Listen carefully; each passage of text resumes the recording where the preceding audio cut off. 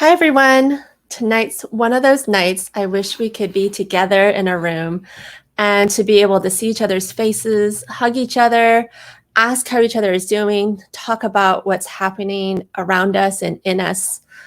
The pandemic has been hard enough, and this week's hate crime, which resulted in 8 people dying, 6 of whom were Asian American women, added insult to injury on top of a really hard year. For many of us, it felt like a culmination of heightened racism toward Asian Americans in the past year.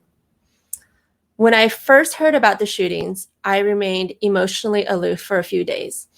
But yesterday, the emotions hit me really hard. And today, I'm tired from all the crying I did yesterday. If you're an Asian American, know that you are valued and seen right now by this community, by God, by many people who care. Don't be afraid to take up space and to express yourself and ask for what you need. And also know that it's okay if you don't have too many feelings or profound thoughts right now. Our hearts go out to everyone who is scared, hurting, or angry right now.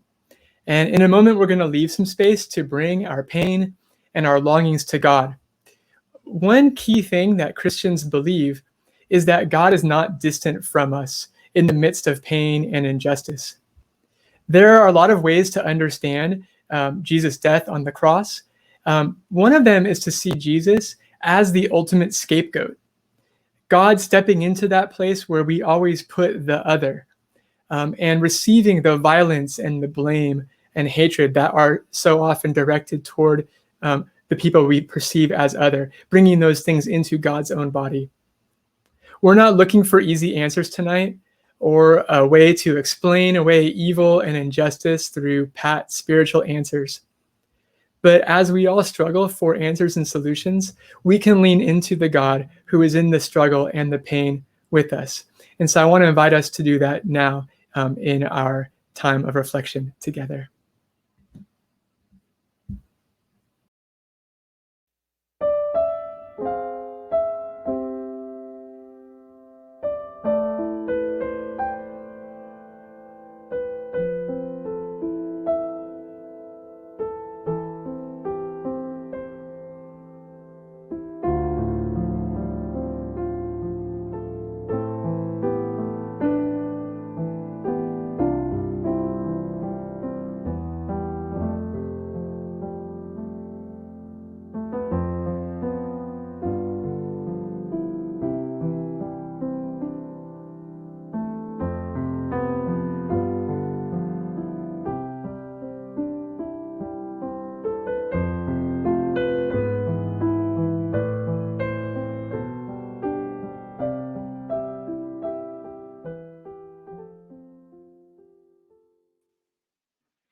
Hello, everyone. Good evening, wherever you are in the world. Perhaps it is morning for you.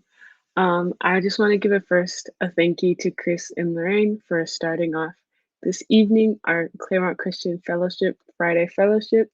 For those of you who haven't met either of them, I highly encourage you to reach out to them, just chat, say hello, whatever it is that may be on your mind. And on the note of meeting people, I will introduce myself. So my name is Oluyemisi Belandro. I use she, her pronouns. I am a second year at Pomona, majoring in Africana Studies. And if we have not met, nice to virtually meet you.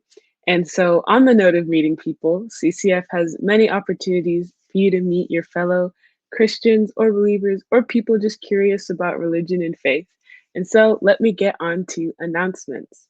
One opportunity to meet people through CCF is through our post-Friday fellowship. So right after tonight's fellowship, we will be gathering on Zoom. Although we cannot meet in person, we can recreate the good feeling of interacting with each other in the virtual space. So come hang out and chill and play games with us. The link is in our CCF group chat, the Facebook group, or the emails that Lorraine sends out. And also tonight we'll be celebrating Sarah Mann's birthday. It may or may not be a surprise. I don't know. You can see her reaction when she joins the Zoom tonight. And so another opportunity to meet in the virtual space is through Matt's weekend workouts, the Saturday workouts. So CCF offers ways to strengthen your mind, soul, and body. So join Pomona alum Matt for weekly Saturday workouts at 10 a.m. PST over Zoom. And as you can see, the end time is 11:30 a.m. PST. And we also cool down, which is very good for your muscles. So for those of you who don't know, I do run for Pomona Pitzer Track and Field. And I think one of the things I miss the most is having to do workouts alone or just exercising alone. And so my first weekend workout with Matt was last month. And I think the most rewarding part beyond like, wow, getting swole, was just getting to actually work out with other people and having the community in that sense. And also we do have alternatives. So this is a very strong pitch to join the weekend workouts. I will always support the weekend workouts because you just, work out with community. So I hope to see some of you at the workouts if you have not been already. And the third way to meet others through CCF is just coming in general through community fellowship, through community groups. There are activities that we have. So next week, we'll be continuing our series on reconstructing Christian ethics. And Pomona alum Matt Bush will be speaking on the topic of reimagining the prison system from a Christian perspective. So be sure to tune in for more. And our fourth and final opportunity to meet others through CCF will be presented by Chris and Lorraine. So I will hand it off to them. So we are starting the process of selecting leaders for CCF next year. I recognize that emotionally, it's hard for most of us to be planning so far ahead when things feel very uncertain still. With that said, we do have a timeline for the process, but we are holding it flexibly. So if later this semester or during the summer you feel like it's something you'd like to consider, the door will still be open. But if you're able to consider it now, it will help us in our planning for next year. Leaders in CCF play a really important role. They welcome people, invite people to things, gather people together, care for people, mentor people. CCF would not be what it is in terms of its warmth and welcome or the sense of community without its leaders. So would you consider if this is something you would want to do next year to serve in this way?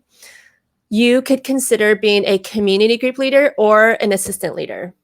We are considering having community groups be a little different next year, where the group can decide what they want to do when they meet each week. It could be meeting over a meal or getting together and checking in with each other and then doing homework together or maybe reading a book together. The role of a leader will be less about leading a weekly Bible study and more about gathering people together and building community. If you would want to be open to this, I'd like to encourage you to ask for a reflection sheet. This sheet has some questions to help you discern, reflect, and pray, and to be open to the option.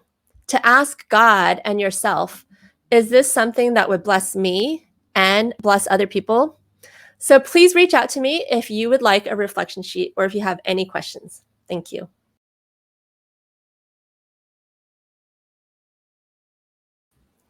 Well, hey, everybody. I'm really excited to introduce our speaker for tonight. So Danny Nasry was a member of this community when he was a student at Pomona College, a class of 2013, I think. And he stayed after graduating for a couple of years to serve this community as an intern. So we got a lot of great time with him and got to know him really well and enjoy his presence. After that, he went off to Princeton Theological Seminary and got a degree there, and now works for Coracle, which is a Christian nonprofit focused on spiritual formation. As you will see, Danny is a very smart, thoughtful person. He thinks about deep and significant things. He is also someone who treasures relationships and loves people deeply. We were so sad when we lost him to the East Coast, but thanks to the miracle of technology and the sad reality of the pandemic we're in right now, we have the opportunity to bring him in from far away and join us in this digital space. So I'm going to bring him on with here right now, and we'll welcome him. Oops. Hey, Danny, it's good to have you with us. Thanks, Chris. It's good to be here. Thanks for that kind introduction. Sure, the floor is yours. All right. Well, just so everyone knows, I think the West Coast is the best coast by far, and I miss it very much. So to those of you who are there now, enjoy it. So first, I do want to say a big thank you to Chris and Lorraine for inviting me to give this talk. They have been formative for my faith in a special way, in the sort of way that involves joy, deep joy. It involves growing into relationship. It's involved growing into friendship, not just my staff workers, but now my close friends. They're people who didn't just communicate ideas or a worldview to me, but invited me into their lives and received my hospitality when I invited them into my life. And that's a gift. And in a lot of ways, what I just shared is actually going to frame what I want to say tonight. So in that vein, I do wish, as Lorraine said earlier, I wish I could see your faces and know the stories that you're bringing into this virtual place that we're in together. Whether you're watching live or watching a recording, I wish I could talk to you beforehand about what the title of this talk makes you feel and where in your body you feel it. But I'll try at least to share a bit of where I'm coming from and hopefully get to hear from you later in a Q&A time. But I just want to share a little about myself so this doesn't feel like just another talking head Zoom doom session. Then after that, I'll just consider how we got here. That is to a world where the title question for tonight is a pressing one, and how we might respond to that question together. So just a little bit about me. I'm a second-generation Egyptian immigrant, but as you can probably see, I could pass for a lot of things. I don't know how many of you would have guessed I was Egyptian. Depending on the length of my facial hair, I can pass for most things. I've had Jews, Greeks, Italians, people of Spanish descent, all claim me as their own in a public setting. And on a day-to-day basis, I pass for white until someone hears me speak Arabic or until they realize my personal space bubble is not so big, or if they see me do this. This is my really good buddy, Sam, from college. And yeah, I would put my hand on his thigh as a straight man, and that's just how I express affection. And that was the sort of thing where people would be like, okay, this guy's a little different than we would expect.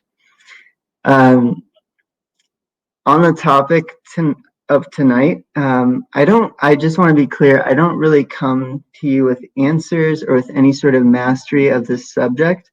I still kind of feel like I go with the flow, maybe a little bit too much as far as evangelism goes, and we'll get into all that very soon.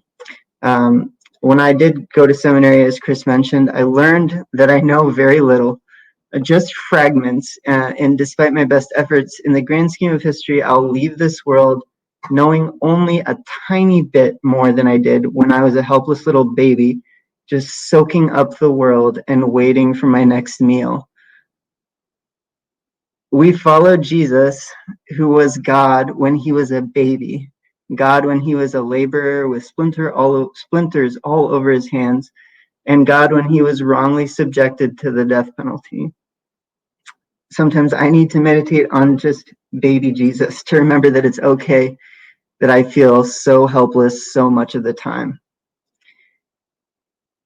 I also have to remind myself that knowing a lot about God doesn't translate into knowing God like you know a friend, like the sort of friend who just gets you, who is a joy and a refuge and simultaneously always mysterious enough to keep you always wanting to know them more.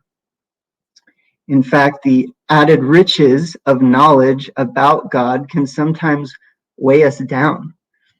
All that easier for a camel to go through the eye of a needle than a rich person to enter the kingdom stuff might apply to knowledge too, in addition to money. At seminary, and even when I was in Claremont, we weren't always being formed into the sorts of people who had the discipline and fortitude, or maybe just the radical humility required to bear our added riches and trust for humankind. As the founder of the Claremont Colleges, James Blaisdell, adjures all of us, and is written on the gates of Pomona College.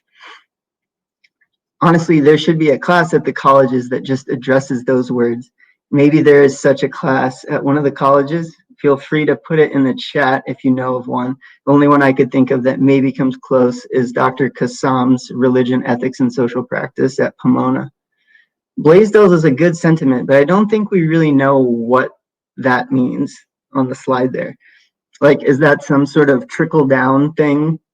Did he mean if I put my added riches in a trust, that will help mankind somehow? What does it mean, in all seriousness, to bear our added riches for humankind when our efforts to help often do more harm than good? And when our good intentions are so easily mixed up with selfish ones? I get stuck on these questions, but I also get stuck on how silly those questions seem sometimes, say through the eyes of a child. When you're a kid, sharing what we have seems so simple, whether we have ideas or food to share. I probably wouldn't have shared that pear that I was eating in the photo a couple photos back. But after that, quickly we learn to share as kids. But when we get older, we learn that sharing is actually extremely complex and often problematic. And sharing the gospel is no exception. And the gospel, of course, is the greatest of riches we could ever have. So how did we get here? How did we get to a place where the lines that Jesus read when he started his ministry, let me just read them really quick for us. The Spirit of the Lord God is upon me because the Lord has anointed me. He has sent me to bring good news to the oppressed, to bind up the brokenhearted, to proclaim liberty to the captives and release to the prisoners, to proclaim the year of the Lord's favor. How did we get to a point where sharing the good news that is directed specifically to the oppressed, to the brokenhearted, to the captives, and to the prisoners is now itself often oppressive to share? Liberation theology, which my good friend Jaira spoke about a few weeks ago, should be a redundant phrase.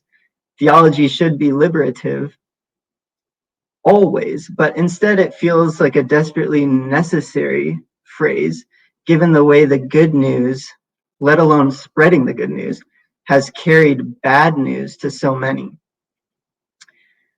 I'm going to give a bit of a low light reel in a moment of the bad news that the good news has brought. But just a note, a quick note. On the topic of tonight's talk, Christianity actually wasn't quite Eurocentric until around the year 1400. So obviously Christianity was not born in Europe. And Jesus was a Palestinian Jew born in Bethlehem, a town in what we call today the West Bank. Many of the earliest Christian bishops were of North African descent. By the 8th century, Greek and Middle Eastern Christians had well-established Christian communities as far from home as China and India, and they actually had good relationships with people of different cultures and faiths. And there's really beautiful stories of actually Christian monks helping Buddhist missionaries to China, where the Christian monks already were, translate their sutras from Sanskrit into Chinese. Just really beautiful, like kind of cultural sharing. And so it wasn't actually until the 14th and 15th centuries that the vast majority of Christians in the Middle East, Asia, and Africa, including many of my Coptic Orthodox ancestors in Egypt, were either wiped out or forcibly converted by, of all people, Byzantine Catholics, Arab Muslims, and Mongols, many of whom I just learned actually were Christian themselves. And so much for clarifying that it wasn't until about 1400 when Christianity became culturally and power-wise centered in Europe. Excuse me. But let's bring things closer to home, because I think what gives energy to the question of this talk isn't so much the more distant history of say, empires overthrowing other empires, but rather the history of the last 500 years or so, when Christianity became bound up with the transatlantic slave trade and the colonization of this continent, which we find ourselves on, and the Americas more broadly. As I think we all know, and I apologize for the redundancy, spreading Christianity was the stated goal of the majority of the Europeans who colonized the New World. Bringing West Africans on boats into slavery and death, the genocide of numerous indigenous people groups, the wiping out of numerous distinct cultures of ways of being that were labeled demonic or primitive, all of this was done in the name of Christianity. But how? Certainly, these crimes are incompatible with the faith centered on the person of Jesus Christ, who placed the love of God and neighbor above all else, whose kingdom was not of this world, and who called the poor, the meek, the mourning, the hungry, and the thirsty blessed, whose power was shown in his lovingly dying for his friends and his enemies on the cross. Yes, 1,000 times yes. So how? So how did they do it? How did they twist Christianity from a plowshare into a sword to such horrific effect? The book I found most helpful in answering that question, or making a stab at answering that question, is Willie Jennings' book, The Christian Imagination, Theology and the Origins of Race. It's very heavy in its content and its density, but I highly recommend it. I'm going to be giving you some brief highlights or lowlights, depending on how you look at it, from Jennings' book, which we can hopefully go deeper into in the Q&A if you'd like. So Jennings starts by going back to August 8th, 1444, to the shores of Portugal, where 235 Africans were being auctioned off into slavery. The story is told by the Portuguese prince's royal scribe called Zurara, who up until now has been writing a quite triumphant story about Portugal becoming a true world power, and about how wonderful it is that so many Africans are going to be brought into the salvation of Christianity. But cracks start to form in his airtight story as he describes what he's seeing and feeling before him. Before he starts writing this chapter, he actually starts with a prayer. O thou heavenly Father, who with thy powerful hand, without alteration of thy divine essence, governest all the infinite company of thy holy city, and controllest all the revolutions of higher worlds, divided into 9 spheres, making the duration of ages long or short according as it pleases thee. I pray thee that my tears may not wrong my conscience, for it is not their religion, but their humanity that maketh mine to weep in pity for their suffering. And if the brute animals with their bestial feelings by a natural instinct understand the suffering of their own kind, what wouldst thou have my human nature do on seeing before my eyes that miserable company, and remembering that they too are of the generation of the sons of Adam? God help us if we ever find ourselves praying a prayer like this, where we are seeing suffering that we know on a gut level should not be happening and can be stopped, but that our minds cannot help but justify in some way. I can't think of a time where this prayer should be prayed. Okay, let's keep going to Zurara's actual account after his prayer. This is heavy, just FYI. Oops, I'm sorry. Here we go.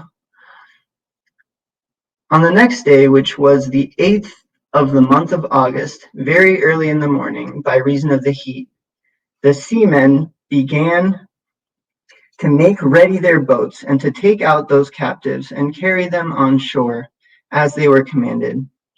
And these, placed all together in that field, were a marvelous sight. For amongst them were some white enough, fair to look upon, and well proportioned. Others were less white, like mulattoes. Others again were as black as Ethiops or Ethiopians, and so ugly, both in features and in body, as almost to appear to those who saw them the images of a lower hemisphere. But what heart could be so hard as to not be pierced with piteous feeling to see that company? For some kept their heads low and their faces bathed in tears, looking one upon another. Others stood groaning very dolorously, looking up to the height of heaven, fixing their eyes upon it, crying out loudly as if asking help of the Father of nature. Others struck their faces with the palms of their hands, throwing themselves at full length upon the ground. Others made their lamentations in the manner of a dirge, after the custom of their country. And though we could not understand the words of their language, the sound of it right well accorded with the measure of their sadness. All right, if you need to take a moment to catch your breath, pray against that garbage, get a pillow to punch, or just scream, please do. It's a painful account to read. And I can find myself asking, how did Zurara and the colonists do this? How did they not explode with the force of the evil hypocrisy they were inflicting on precious people? Based on that account that we just read, I'm going to just tease out a few things that the colonists did, some of the mental gymnastics that they did, even with their faith, not just as an exercise, but because I think tragically, there's ways in which that sort of mindset actually influences how we look at evangelism or spreading our faith. So more than anything, I see in those accounts a deep failure to listen. And I don't mean to be trite with the word listen. I mean listen on the deepest sense of being present. And I say, first of all, to the people they encountered and to the people's suffering, to the Holy Spirit. Nor did they listen to their conscience or their feelings, what they felt viscerally, which clearly challenged their systematized thoughts. I place listening to the peoples they encountered first because the European colonialists could have heard the Holy Spirit in the voices of the indigenous people of the Americas and the West African people who they enslaved. But the colonizers did not seem to think that the Spirit of God had been living and moving among these other peoples before they arrived. Their theology, their own image, is actually what they made Christianity into. Their interpretation was substituted for God's eternal truth. So rather than listening and having an openness to actually encountering people in a new way, they brought their image of theology as an ironclad sort of offering of the worst sort. The other thing that we see, not so much in these accounts, the quotes that I've shared, but elsewhere and just in general, is that these colonizers actually saw Christianity and made Christianity into a teaching faith, into a faith designed to form people. It was about forming other people into their narrative, sanding away the things that made people unique, and not letting their primitive, pagan, demonic ways affect their perfect Christianity. It was almost as though they were saying, we are like God. We are unaffected by others. We are immutable. This, of course, is a twisted image of God from the beginning. the other thing the colonizers did is that they made their Christianity about eternal souls and not a holistic, something that was holistic and meant to bring healing and salvation to bodies in the present. So despite their claims to the contrary, these Christian evangelists were not actually there, or did not make what they were doing about the other that they encountered at all. It was ultimately about themselves. They made a grand project of others and their land, using others as a way to feel important, to feel special, to feel indispensable. What is a little bit of emotional, bodily, physical suffering now if it means that people's souls are saved for eternity?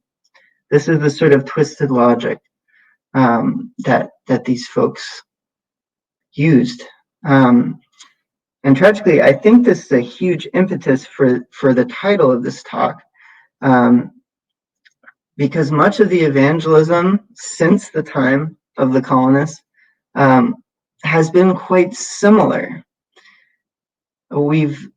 Christians have often shared our faith because in a way that's more about us, because we want to feel like we're doing our Christian duty, or feel like we're bearing fruit in the world, or just to validate ourselves. Because if I can convince someone of this Christianity, I must have it right. And so I'll do whatever it takes to make people agree with me, because if they don't, then, well, maybe I'm deceived. There's a fundamental insecurity that goes into this sort of self-focused evangelism that's masquerading as something for others, when it's ultimately about ourselves. And I saw this a lot growing up in the churches I went to, where there was this sort of feeling of like, oh, I need to do my Christian duty. I'm going to go find someone to share the gospel with. And there's this sort of anxiety and restlessness about it that is ultimately extremely harmful to people. Yes. So how did the colonists justify putting themselves in this special position where they didn't actually need to listen to anyone, where they could just come in and be the teachers, the formers, the shapers of this world that they called new, though it was nothing of the sort?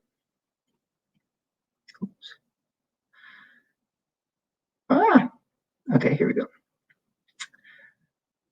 So the first thing I want to just draw our attention to is that actually in the account we saw Zurara have this flowery thing at the beginning about how God is just unchanging and makes all the different spheres turn in such a way.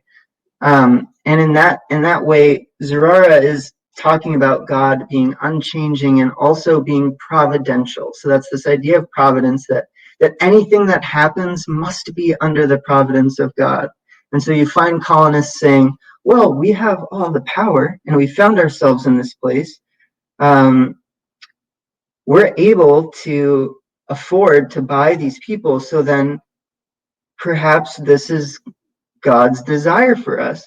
And so you find this way of justifying whatever you do, no matter how evil it is, by saying, well, I have the ability to do it, and so others are doing it, so it must be God's will that the world develop in such a way where slavery is at its core.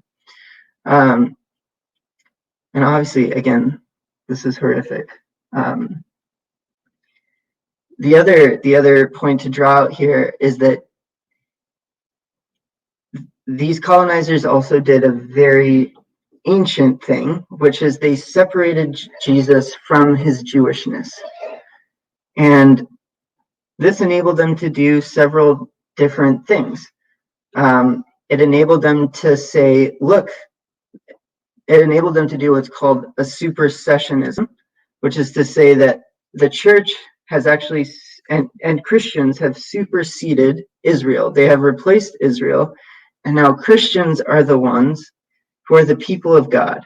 And as the people of God can discern who is in and who is not. And this was instead of the profound truth that exists within Christian faith, which is that all of us who are not Jewish have had the grace of being grafted into another people's story.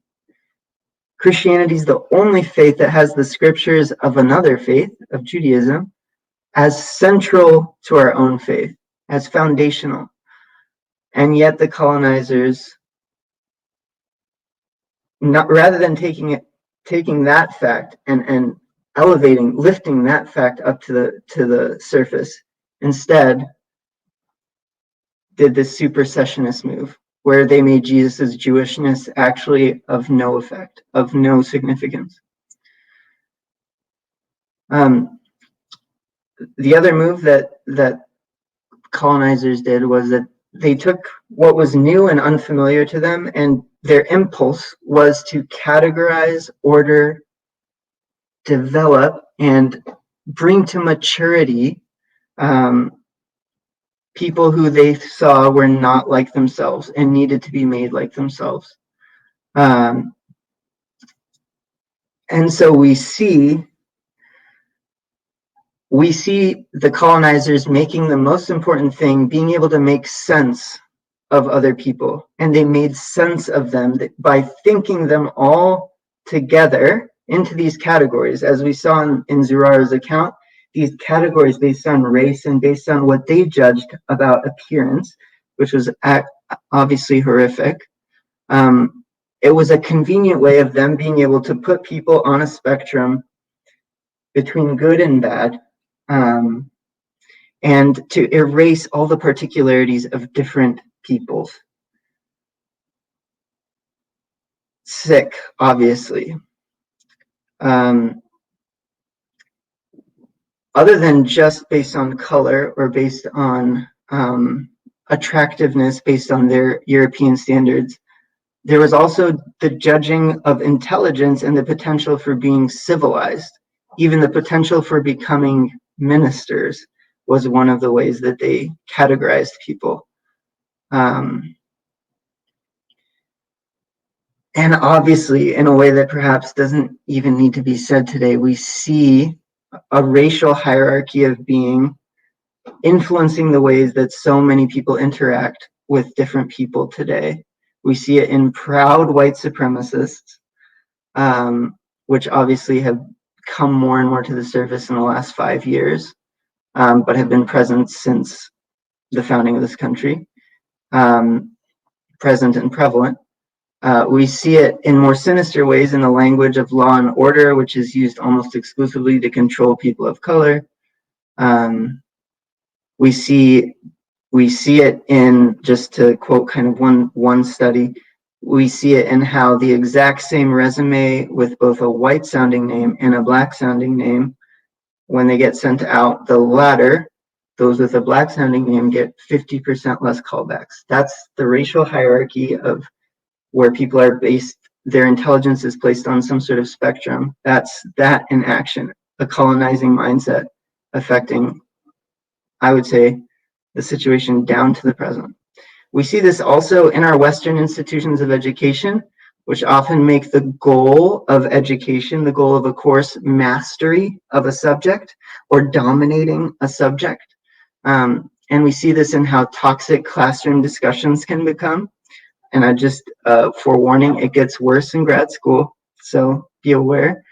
And I would say also, with regard to evangelism specifically, we see this in the sort of development to maturity mindset, in which we often treat people as projects, people who are on their way to becoming Christian. We treat people as human becomings rather than human beings. And we love people often for their potential rather than because they bear the image of God. And I would say also, we often see this in more subtle ways in how we go about the world, where we categorize people as good people or bad people. I think that's the legacy of a colonizing mindset. The last point I'll bring up here is just the way that the colonizers actually separated people's identity and their peoplehood from place entirely. So rather than people identifying themselves with a land and their relationships with creatures in particular geography, people were just lumped into being potential Christians, being grafted into Christian identity. And this was, again, a convenient and horrible tactic. Justine Smith, just a quick aside, tells the story of a tribal elder from the Pacific Northwest who was the last living fluent speaker of his language. This is just in the 1970s.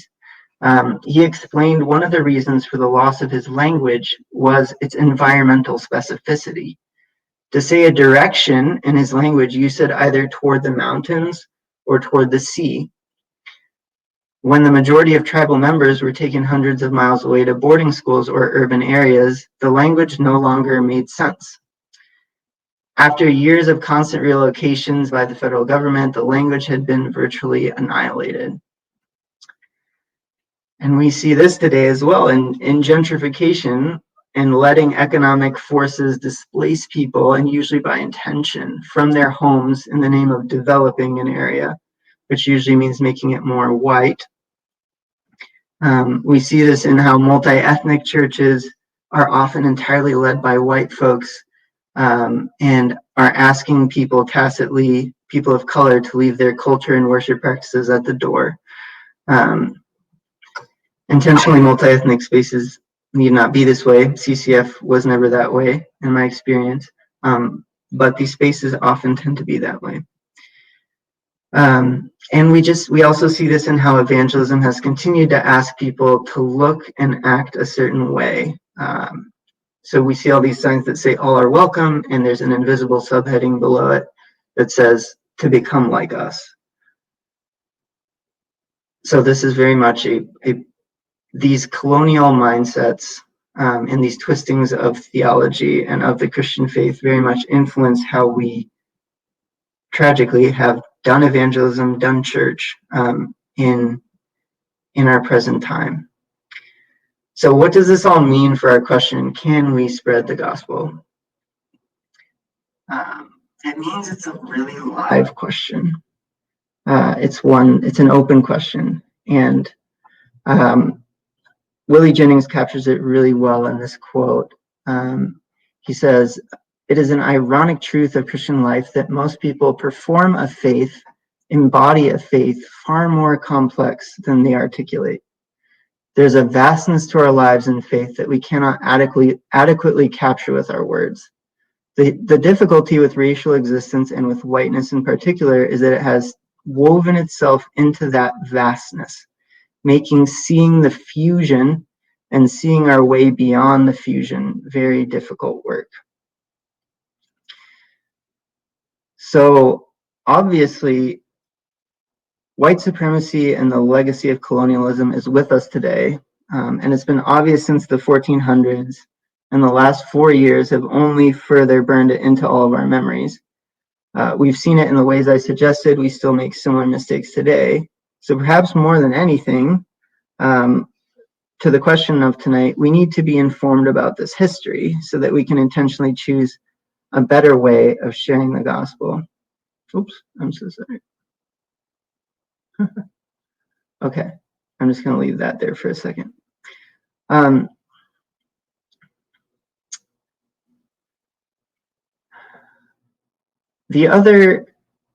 The thing I want to draw our attention to is actually just the centrality of our need to be rooted and grounded in love. It's so simple, but and I have a whole lot of points that I actually am not going to have time to make here, but the thing that is running through all the different things that I've shared so far is just the need for us to be with Jesus, to be engaging in a sort of solitude and silence before Jesus, where we're able, like an apple in the sun, to ripen in Jesus's love, because ultimately my main thrust, and I'm still very much coming to understand what evangelism should look like at this time, but my main thrust is that I think that the colonizers, obviously influenced by centuries of really messed up history that put Christianity and power together in this horrible mixture. I think the colonizers were not actually, my conviction is that they were not actually sitting with Jesus such that they could actually be saturated in Jesus's love. I don't think that they would have been able to do what they did if it was not for a sort of anxiety and restlessness of wanting to establish themselves in something other than the unconditional love of God. And I think the idea that we've completely figured this out, that we know exactly what we're doing, was also central to what the colonizers ended up doing with Christianity. And I think it's clearly so backwards. When we've encountered the unconditional love of God, and I know many of you watching this know exactly what I'm talking about, we're radically humbled by that. And the idea of saying, I've got it all figured out, like the colonists did, becomes absurd. But the other thing that becomes absurd is the idea that we can't invite people into our journey, that we have to always be the teachers. That becomes totally absurd because we recognize our posture in the world is one of learners, is one of people who are receiving from God, people who are trying to be attentive to the Holy Spirit so that we can actually take steps that are fruitful and not detrimental.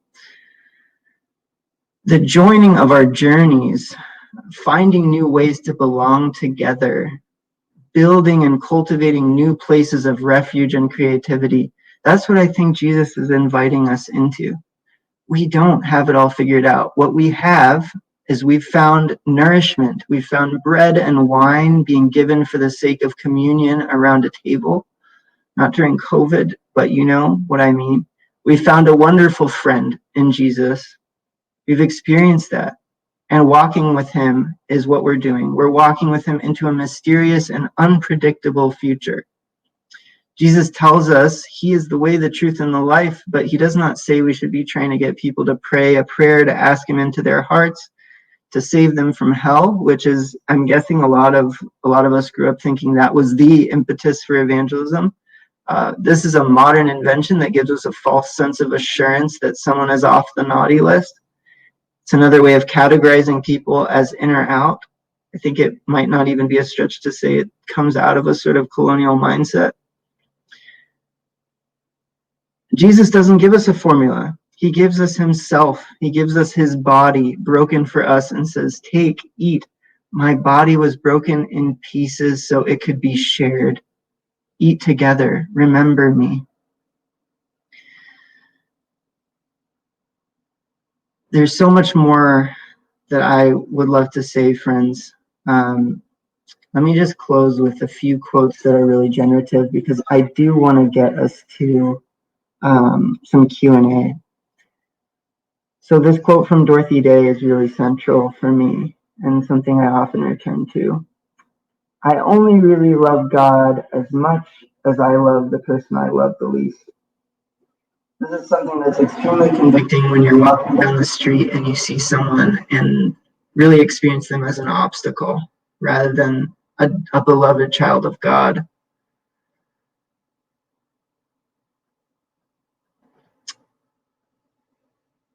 Friends, just before we open up into Q&A, I also want to acknowledge that there are people who think that sharing our faith is now something that's beyond what we can do in a safe and faithful and loving way. And there's various reasons for that, many of which are clear. As you may have gathered by some of what I've said, I think that's going a little bit too far.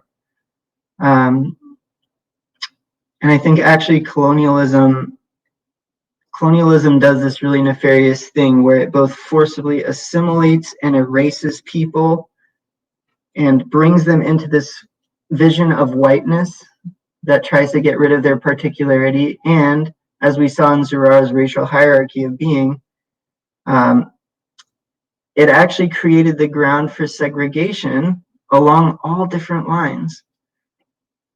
So this is clear in Indian reservations, which keep First Nations people away. And of course, the link between colonialism, white supremacy, slavery, Jim Crow, redlining, the racial wealth gap, and racial segregation as we see it today in our cities is all too clear. So colonialism leaves us with a world in which it seems the best way to live is to silo yourself off with like-minded people, probably of your same cultural or racial, ethnic, socioeconomic background, so that you don't influence anyone else, so that no one else influences you, because any sort of influence might actually be a sort of violence. That sounds really sad to me, especially as a bicultural person. And there's so much more I would love to say, but in the spirit of what I've started to say, I deeply want to hear from some of you, and just to hear where you're at in all of this. To hear where your heart is, and just to dialogue together. So Chris, let me turn it over to you. Yeah, thank you so much, Danny. We really appreciate the word, and so many good nuggets in there. I can feel the tension that you have in you, because there's so much that you want to say, but you also love people so much that you want to hear from folks and interact with their questions. It's kind of watching you go through a sort of torture to have to make that choice. But I just love the deep thinking that you've done and are continuing to do on this. So I'm going to drop you out for just a moment here. And we're going to have a space with a response song, again, provided for us by a friend of CCF, Eric Lige, and his friends and co-contributors. And while that music is going on, if you've got a question or two you want to put in the chat, feel free. We're only going to have time for maybe, like 2 or 3 of them or whatever. We'll see how many we can get to. It'll be short, I think.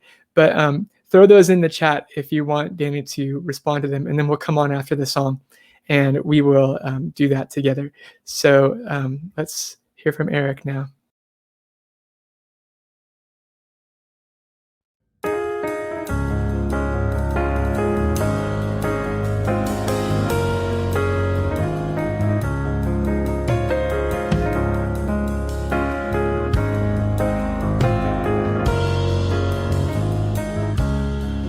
God of justice, love and mercy, pour your wisdom on our souls.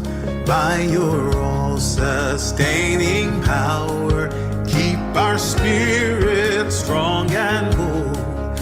Lift our eyes to see your vision of a world in urgent need. Grant us courage then to follow, bringing comfort with each day. Oh, yeah. God of justice, love and mercy, with compassion let us care. As we come in humble weakness, may your strength be yours to share. Press our hearts to know the struggle of the ones we cannot see. Brothers, sisters, all who suffer, may your kindness set us free.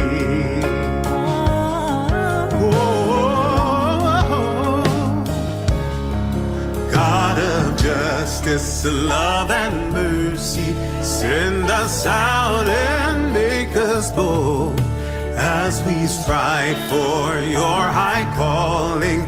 Let our hands your mercies hold. You have blessed us with abundance, gifts to share with those in need. Father, Son, and Holy Spirit, you have blessed us, you have blessed us.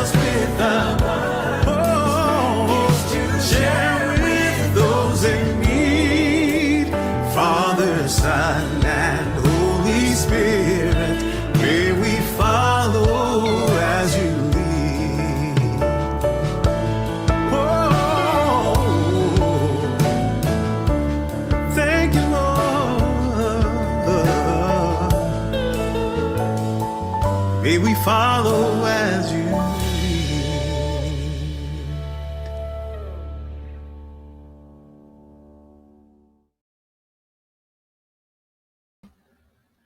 Okay, so I'm going to bring Danny back here. And hey, Danny, let me make this book a little bigger. So we got a couple of questions rolling into the chat right now.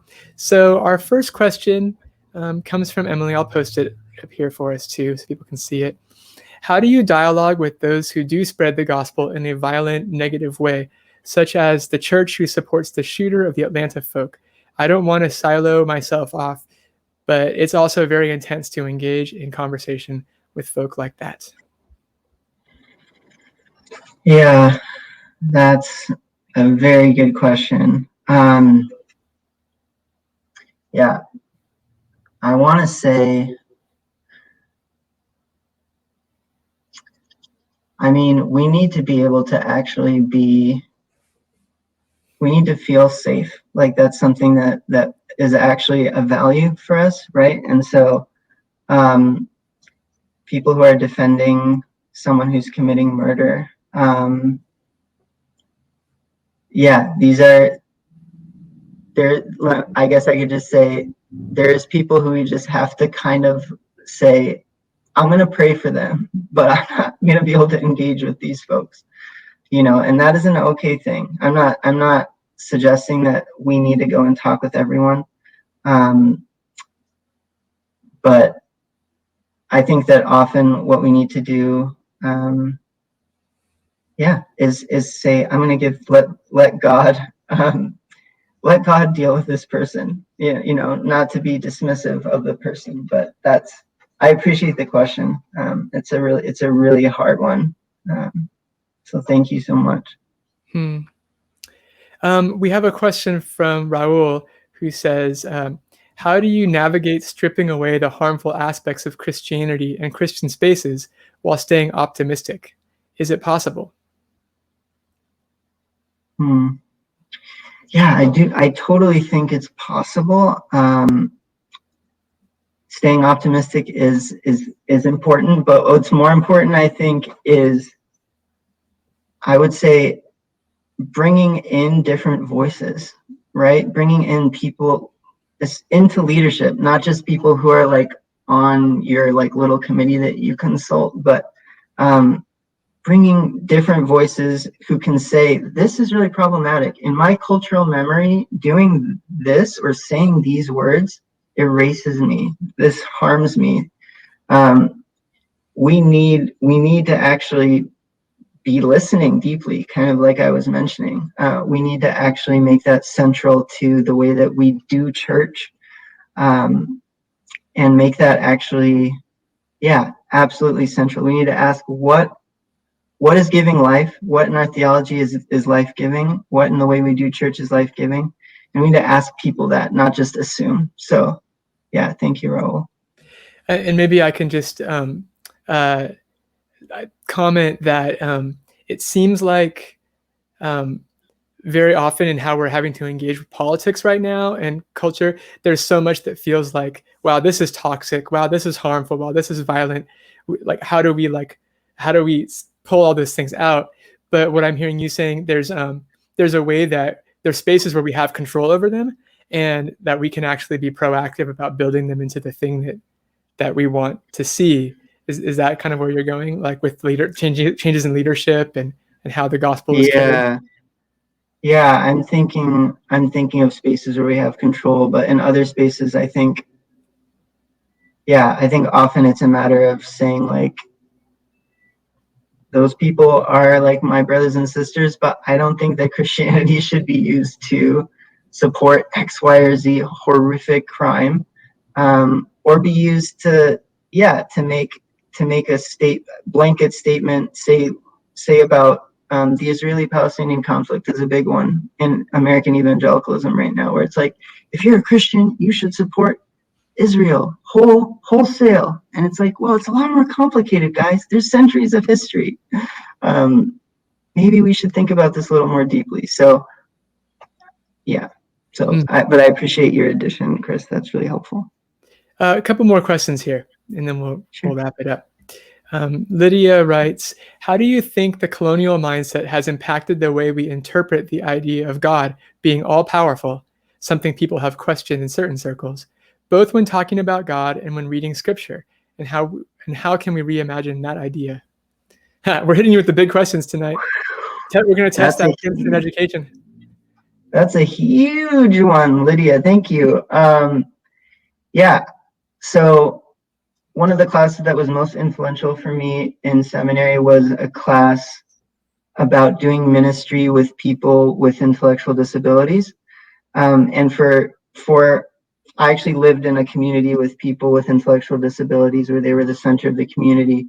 And part of what I learned from them was just the idea that if all powerful means all of our powers that we value multiplied to the nth degree, we have like kind of a monster God who doesn't actually represent humanity as it is. And when we know who Jesus is, we know the character of God. And so we see that for Jesus, the wisdom of God was utter foolishness to everyone. Like God coming as this rando guy who wasn't that great looking or special in any way, who died on a cross, and only a few people got to hear him speak. And then he's resurrected, but lots of people didn't see it, so they don't believe it. Like, that's foolish. That's weakness. But that's how God showed God's power. That is the epitome of God showing God's self. So your question is wonderful because we do need to imagine God on God's terms as much as we can. And so the way that God thinks of power is so much different than how we think of power. Yeah, so, and the colonialist mindset was totally involved in that. It was central to saying, look, we can become more like God if we exert more power because God's all powerful. There's this sort of like weird sort of, I don't even know how to say it, but thank you, Lydia. That's extremely helpful. We do need to think about God's power as challenging our ideas of power, not amplifying them. So thank you. That's great. Okay, this is our last question for the evening. This comes from Krista. Do you think it's valuable for people who love and worship Jesus from an anti-colonial lens to keep using the label Christian when so many see that as an inherently harmful identity? Wow. Also, hi, Krista. I know Krista. Yeah, I mean, so Krista, the question can be either a matter of like, just like what we label ourselves, like, you know, people have for a long time called themselves Christ followers, or I follow Jesus, and not wanted to use the label Christian. I think there's value in both. Like if for people in our immediate circles, the term Christian is triggering, maybe it's okay if we go by another term. But also there's a value, I think, in saying that, in calling ourselves Christian, because, and this kind of ties us back in some ways to the first question, we also don't want to too easily disassociate ourselves from the problematic aspects of our history and of the ways that our theology and the ways that we look at God have been twisted to horrible effect. So there can be a value in saying, like, I'm a Christian and I'm willing to talk to you about how that has hurt you. And I'm willing to talk about why I don't think we should conceive of God's power as an extension of colonial domination. Why I don't think that we can actually look at history and say that everything that happened was God's doing. There's so many ways that we can, if we feel ready for that, and none of us will ever be perfectly ready, we can just say, yeah, I'm a Christian, and let me tell you what that means for me. You know, it can be a really powerful thing to identify ourselves with the tradition and also say, I also have an experience of God personally that is shaping my life and shaping everything that I do and giving me the love that I have that's keeping me alive. So thank you, Krista. It's an important question.